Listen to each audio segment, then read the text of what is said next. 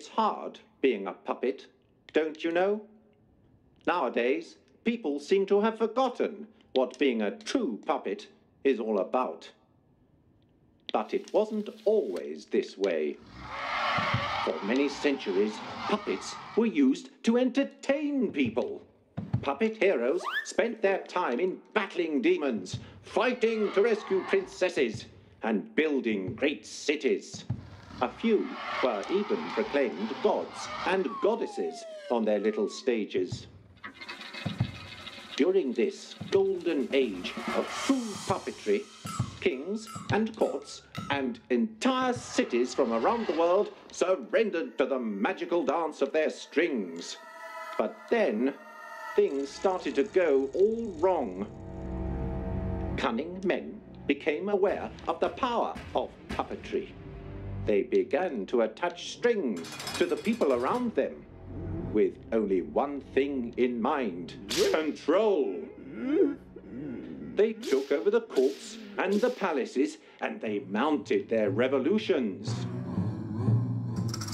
As these events unfolded, the true puppets were forgotten, and so sat back and watched how these new changes developed.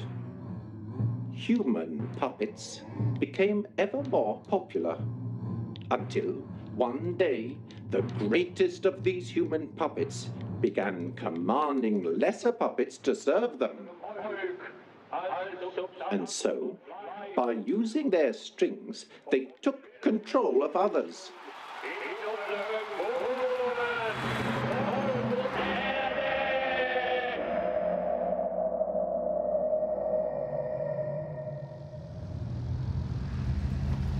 At first, just the cities were won, but soon entire countries collapsed into this new form of puppetry.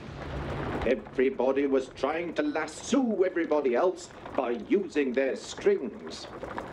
As time passed, people began to look and act more like toys.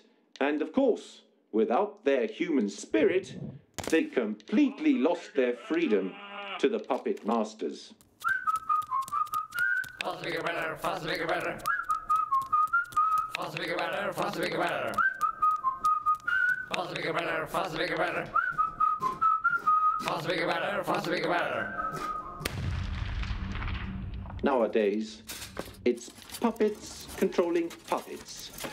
The few puppet masters that still exist are only interested in controlling their puppet people.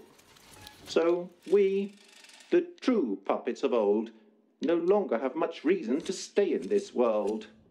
Many of us have decided to cut our own strings to preserve independence from this new puppet order. It's very sad, but these days, it's hard being a puppet.